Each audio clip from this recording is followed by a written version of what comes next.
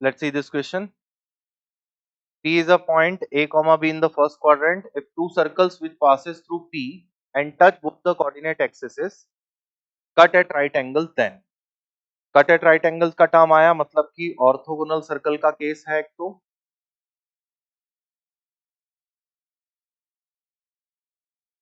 और थोड़ा बहुत इसमें क्वाड्रेटिक का यूज होता हुआ दिख रहा है क्योंकि दो सर्कल की बात हो रही है.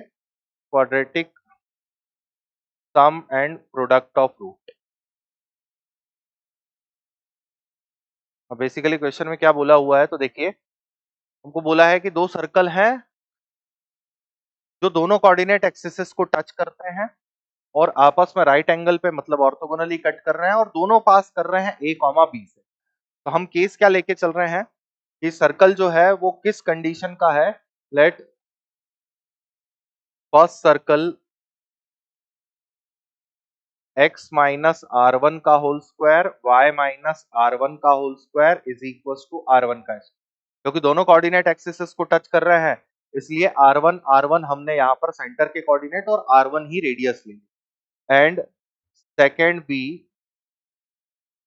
x माइनस आर टू का whole square y minus R two का whole square is equal to R two का होल स्क्वायर.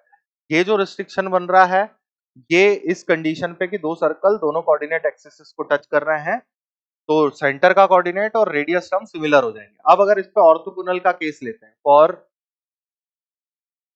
Orthogonal circles.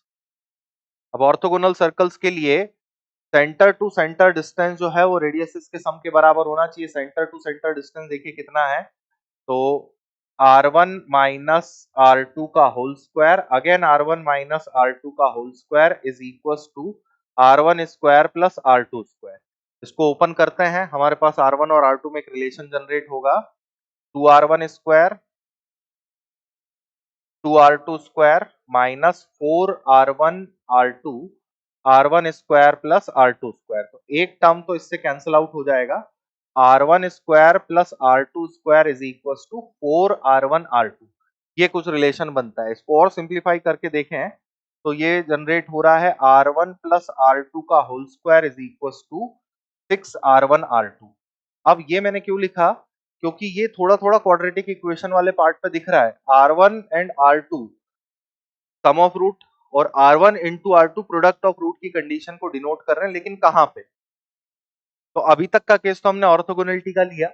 अब एक रिस्ट्रिक्शन बचता है कि दोनों सर्कल a कॉमा b से पास कर, और दोनों सर्कल अगर देखें आप तो r1 और r2 के रिस्पेक्ट में बिल्कुल सिमिलर है. तो हम एक कंडीशन लेते हैं ऐसी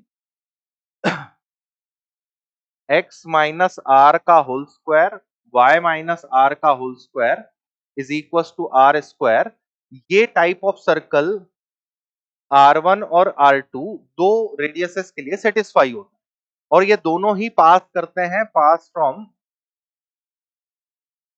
a कॉमा बी. तो मैं a कॉमा बी वाले पॉइंट से इस सर्कल को पास करवा रहा हूं a माइनस आर का whole square b minus R का whole square is equal to R square. अब देखिए क्या बन रहा है, a square plus B square plus 2r square minus 2ar minus 2br is equal to R square. Quadratic generate हुई, R square minus